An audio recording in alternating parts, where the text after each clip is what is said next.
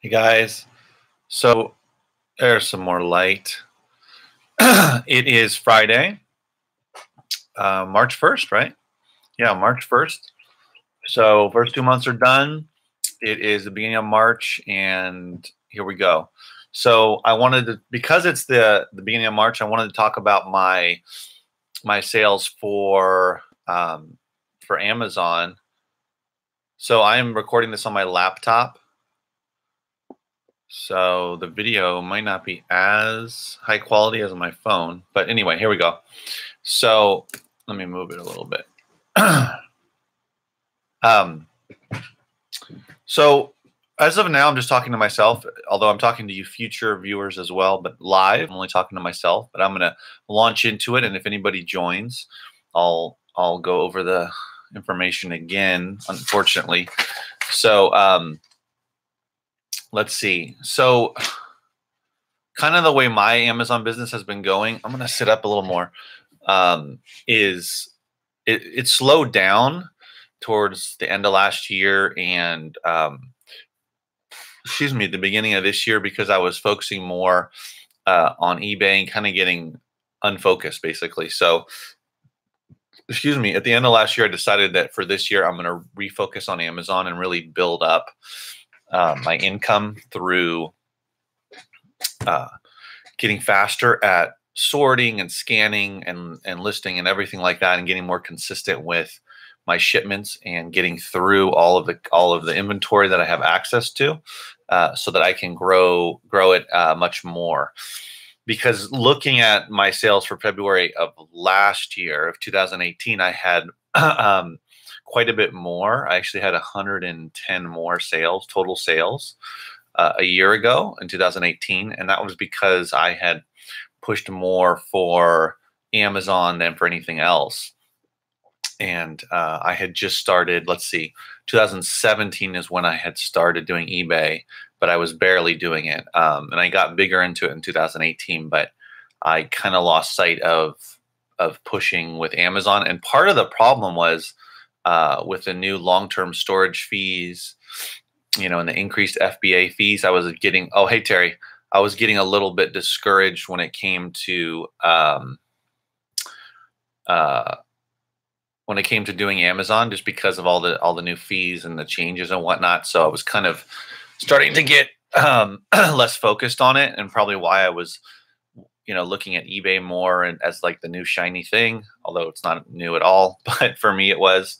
But I've decided to kind of refocus, and for this year, for 2019. So for February, I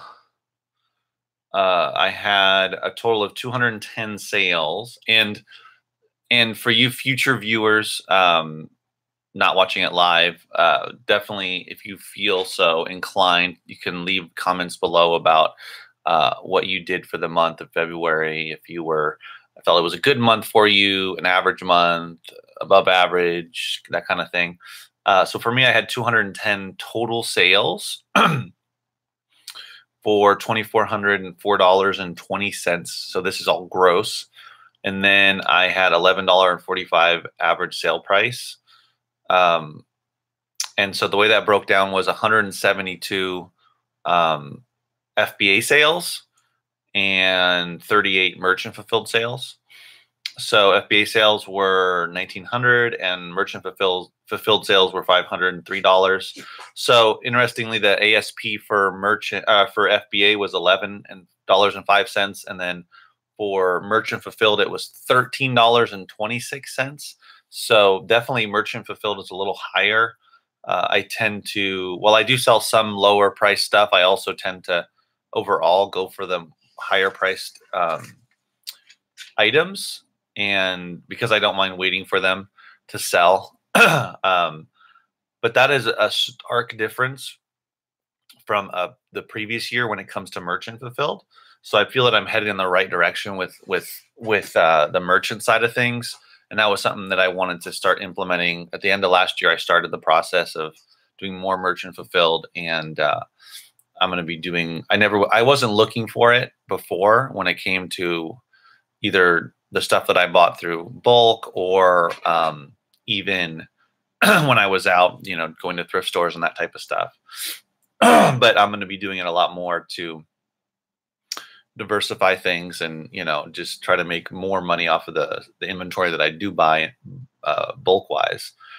I look for it when I'm out at a thrift store too, but not as much as I do for FBA. So in 2018, I had actually 300. In February of 2018, I had 320 total sales. So I had 110 more total sales in February of last year, and like I said, that was because I had sent in a lot more books and CDs, and had a larger inventory, more consistent with it. And then this year I did not do that, so that was kind of why. So I had, and I only had, of those 320 sales, I only had 10 merchant fulfilled sales, because I didn't really have very many items listed merchant fulfilled. And my average sale price, though, was a little lower. It was $10.57 compared to $11.45 for this year, last month. And the same for all of it, for the merchant fulfilled sales, that type of thing. So yeah, so there was a big difference. Oh, hey, Robert. Just curious, how many hours per week are you working on your Amazon business? So let's see, probably about 4, 9 to I would say about anywhere between. So in terms of during the day hours, it's actually only really during the day. So I would say about 20 to 25 during the week. And then on the weekend, I'll do maybe, a couple hours here and there, like listing or that type of stuff. And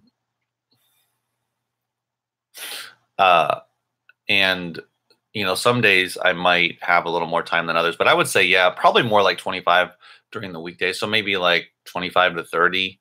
It varies. It's going to depend from week to week. But I have time in the morning. I have about 4 hours from like about 9 to 1-ish or so, depending on when I eat lunch. 4 days a week without the kids, because I still have my son on Mondays. So yeah, I would say about 20, 25 hours. I mean, that's why I'm maximizing the hours I have now, to try to, increase my shipments and inventory and all that kind of stuff, because starting in September, both of my kids will be in school 5 days a week, one from 8 and one from 9, all the way till 2:30. So I'll have 5 days a week. So I'll have a lot more time, starting then. But that's clearly not in a long while. Not for a while. Terry said, in February, I sold 133 items for $35.42, down a little from last year, but with a lot less inventory. Yeah, you have clearly a much higher average sale price, so you can sell less but still make good money. That's great. Yeah, so basically that's kind of where I am. I mean, if you guys want to share your numbers, you can in the comments. If you don't, I totally understand. But for March, for me, I was looking at the calendar, and I'll look at it again here. On Monday, I should send out a shipment. I'm putting together the rest of it right now, and then I'm going to try to stick to at least 1 shipment a week. So that would be 4 shipments for the month. Which roughly, of course, I don't know what each. I don't have. I don't know exactly how much I'm going to get from each Gaylord, but just as a rough estimate, I should ship over 500 FBA items this month, but it could be more. More likely that it'll be more, but let's say around 500, 525. And then, yeah, Robert says he doesn't know merchant fulfilled. And then I should list over 250 items this month for merchant fulfilled. So it should be like 750 or 75, if not more, between the two of them, FBA and merchant fulfilled, that I'll ship and or list. So So yeah, my sales were 210 total sales in February. So March, I mean, it takes time, you ship it out. So I would say basically like the first like two shipments are really going to affect the month's sales. So it won't be all of those that'll really hit. I mean, that third shipment on the third week, well, it might help sales the last week. So I would say maybe the first three shipments should help, um, improve my sales for March. So hopefully that'll go from 210. Ideally, I'd like to hit over 300. Robert says, year to date, I am at 59K at $16 average sale price. That's a great ASP for sure. How many units a month do you sell, Robert, if you don't mind sharing? No, not bad for bulk at all. So that's 2 months. So that's 30K a month. If you split it, I mean, unless 1 month was bigger, or although maybe January is bigger for you.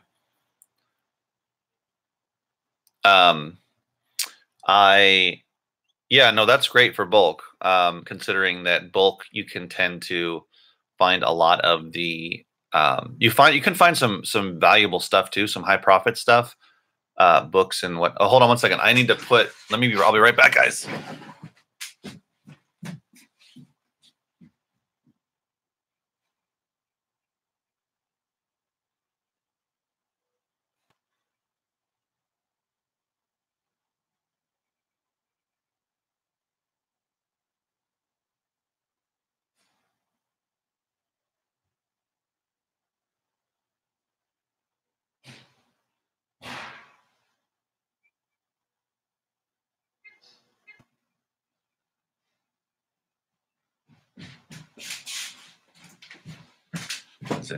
Is anyone left, or did everybody leave? Okay. 3,670 books year to date. Wow. So that's a lot. Yeah, January was bigger, around 40K. Okay. Yeah, because you do books, you're heavy into books. Clearly, January is going to be a much bigger month than February. Although first couple weeks or so of February are still good, but that's still great. You don't think it's all that great? Well,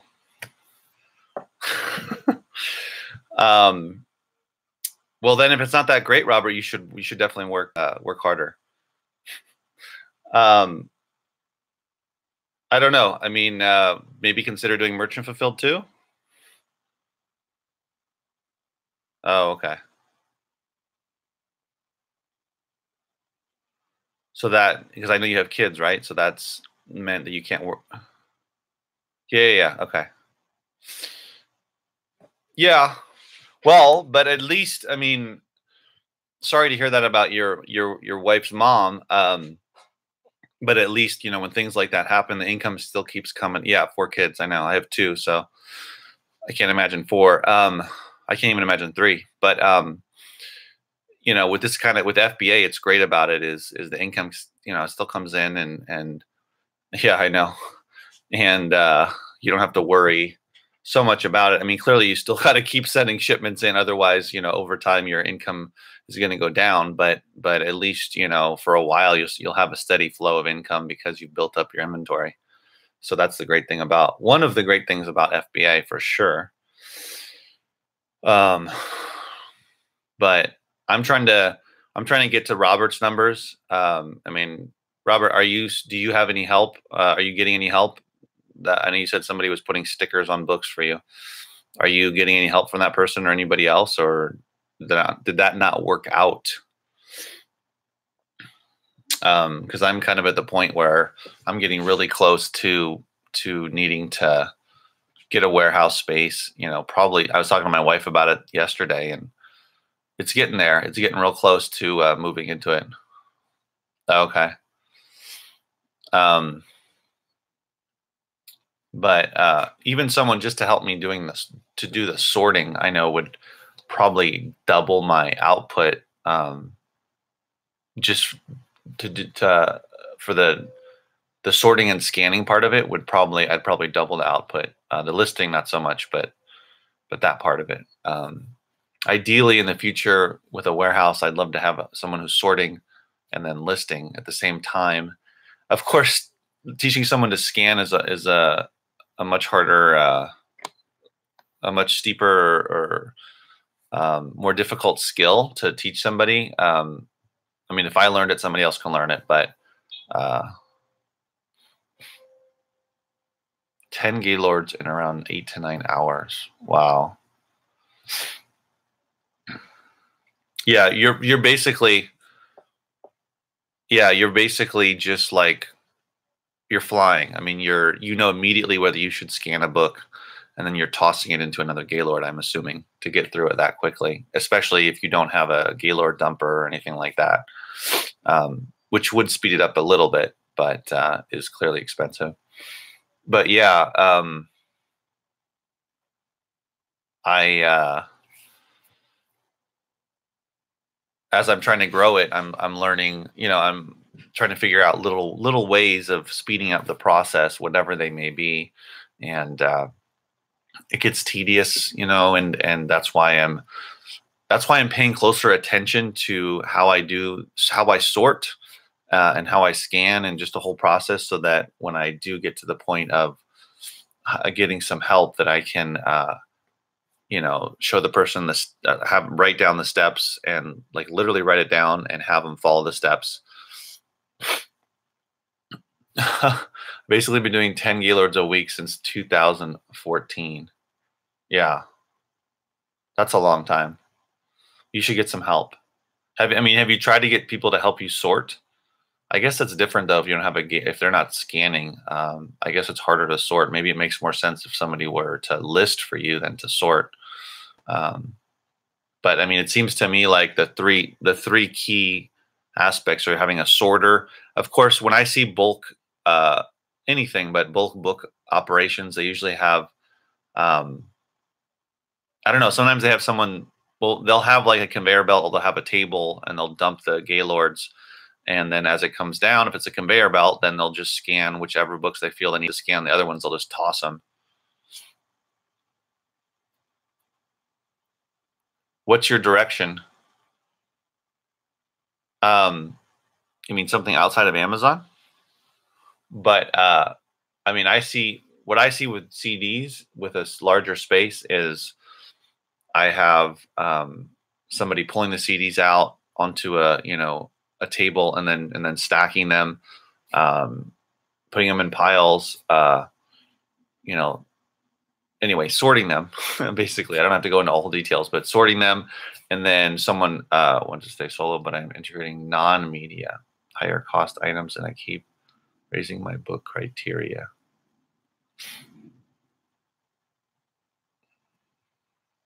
I see. And by book raising your book criteria, you mean higher profit books, I take it? So what type of non-media? Like groceries, or like, oh, replenishables. Okay. Yeah. Are these things you're buying? Are you buying them like from the grocery store, or are you buying them from like, or some sort of source you have, or whatever, in bulk, or that type of thing? 70% of my profit comes from over $10 books. Yeah. So you want to increase that? Oh, right. PL. Yeah.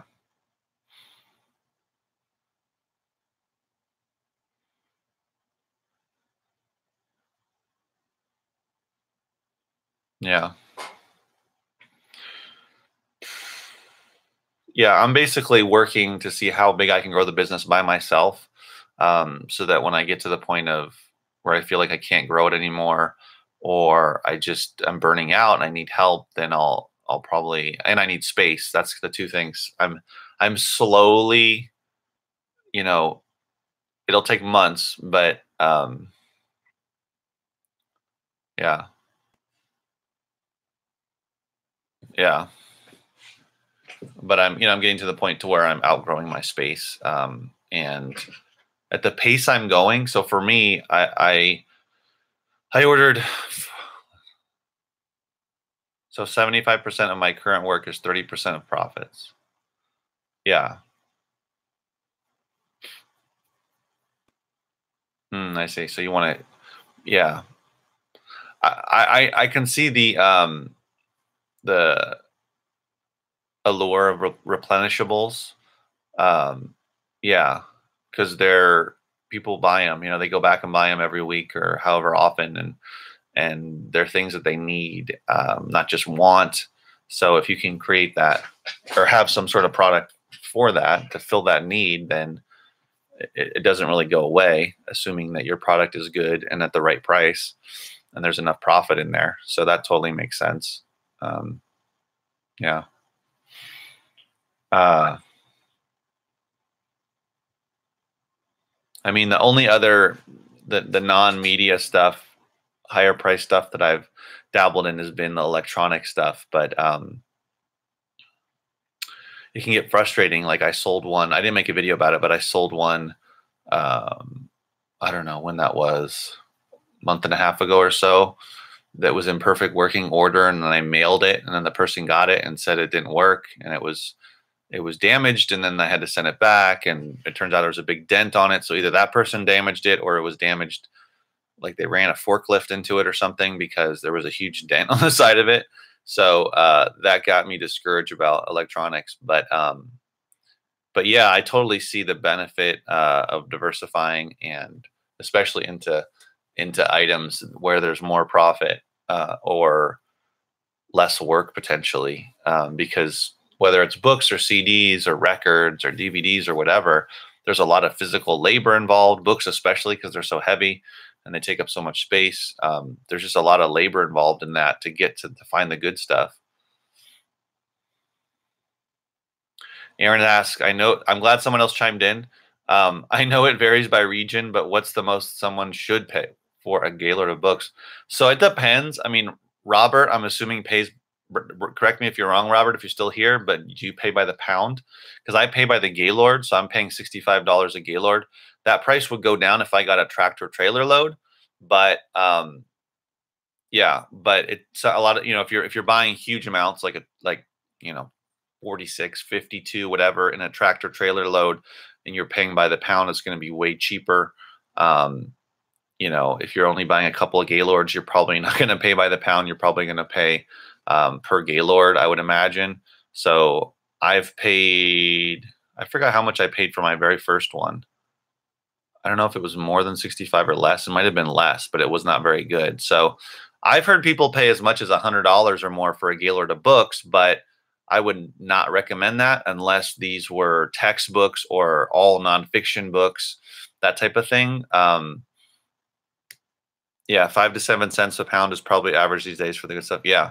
So yeah, by the pound. Um, but if you're only trying to buy I mean, because most people, Aaron, are not going to buy, 50 Gaylords or 40 Gaylords or whatever, a whole truck full. So, 850 pounds average weight of a Gaylord. Yeah. So, hold on.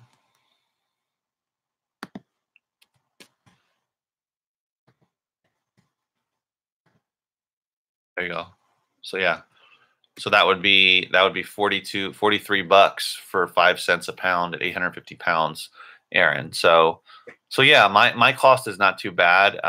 If you can stay, yeah, if you can stay anywhere between like 40 to maybe 75 bucks for a Gaylord, if you're only buying a couple at a time, then that's not bad. But you need to test your source out first. So if you find a source, whether it's a thrift store, whether it's an auction, whatever it is, or a recycler, and they'll allow you to buy one or two or three at a time. Just buy a couple of them at a time and test them out. Not just one though. Well, I mean, you could, but I would say maybe like three or four and try them out. And then if you find enough in there, enough profitable books, then it seems like it would probably be a good source and be worth it to keep going. But one of the Gaylords I bought from a thrift store, the books were terrible. I think they were keeping the better stuff and tossing the crap in there, and then we're looking for somebody to take their crappy books away. So that didn't work out. But then I found the source that I have now, and they get their stuff directly from a lot of thrift stores, and I don't know if they get them from recyclers, but I think they get them from a variety of thrift stores. They auction them off type of thing. So yeah. But aside from how much it cost, I mean, you got to have your space. You got to have the ability to deal with pulling out lots of books and moving the Gaylord around if you need to, and then most importantly, a way to deal with all the hundreds and hundreds of books in the Gaylord that you're not going to be able to sell. So the ones that most of them you're not going to be able to sell on Amazon individually. A few of them you'll probably be able to put up on eBay, and the rest of them they'll only be able to make any money off of them if, well, a lot of them will be in bad shape, but then or just no one wants them. They're just too old. Not something that people are buying these days for whatever reason, out of fashion. The topic is old. Whatever it is. And some of those books really you can only make money off of them if you do like lots on eBay by genre, or if you go to a big used bookstore, maybe they'll buy some of them off you. Maybe some you can sell on Book Scouter on the app. There's a lot of different ways you could try, but yeah, you got to have a way to deal with the duds. And if you're not going to try to make money off of the duds, then you still have to have a way to get rid of them, whether you recycle them, donate them, whatever. But that's a lot of work if someone's not going to pick them up for you. So that was a long-winded response. Am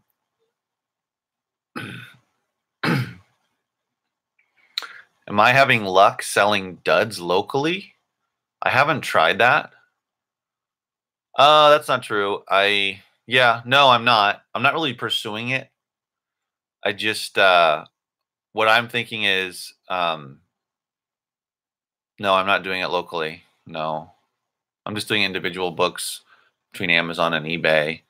I think about, sometimes I have the idea, oh yeah, post these books on Craigslist, on the local apps, on Facebook Marketplace, and on Nextdoor, and then see if something sells. But it's just time consuming.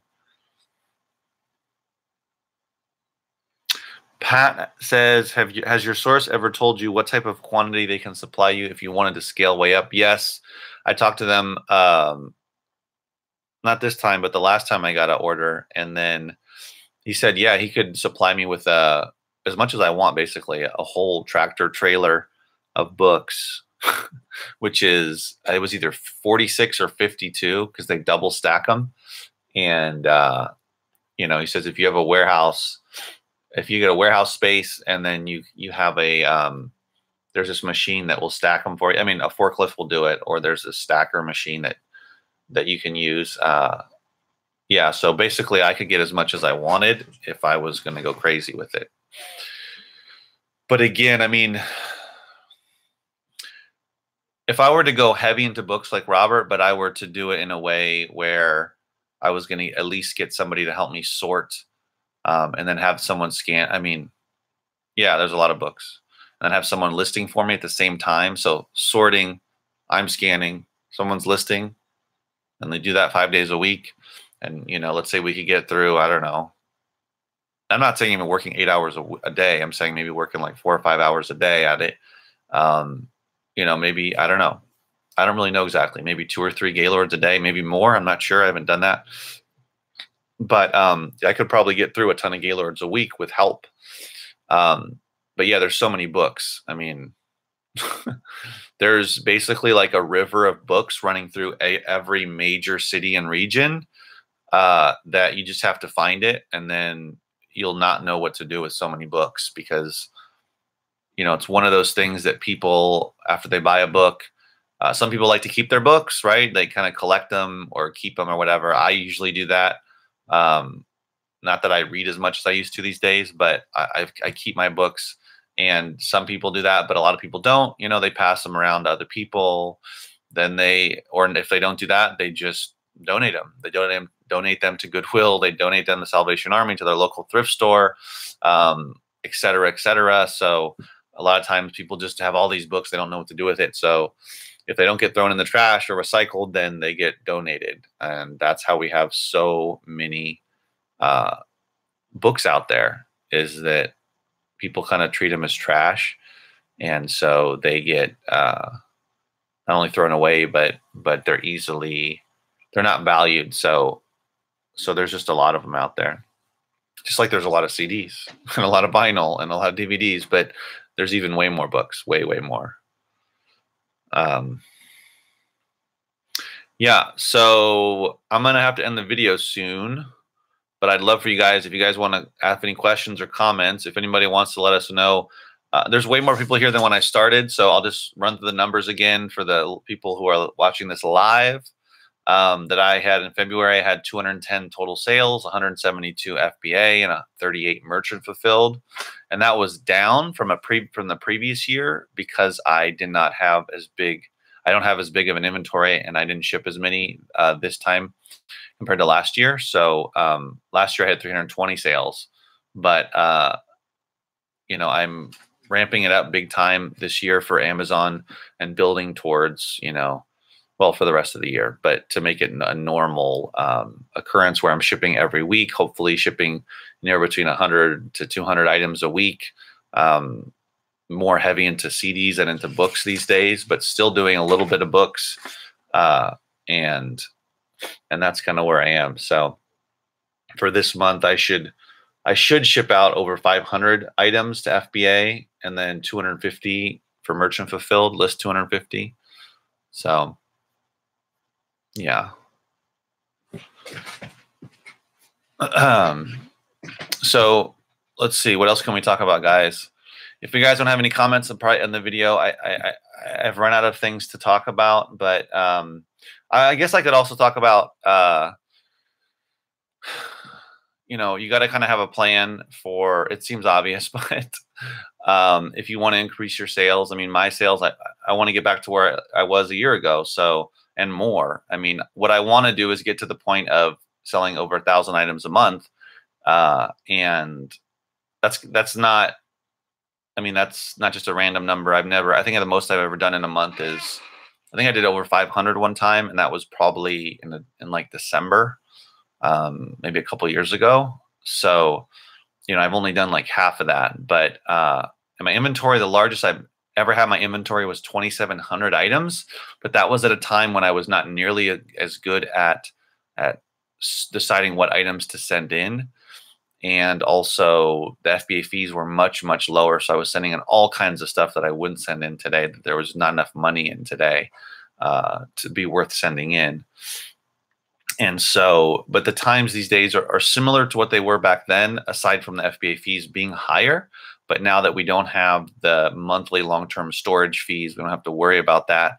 We can send something in, and if it doesn't sell within a year, I mean, ideally you should be sending in stuff that sells within a year, but if it so happens that it doesn't, you can get rid of it. You know, it won't get hit with any other fees other than the monthly fees until you're 12 months in. So I feel like it's a really good time to ramp up Amazon business and grow it. At least that's what I'm going to be doing. Yeah.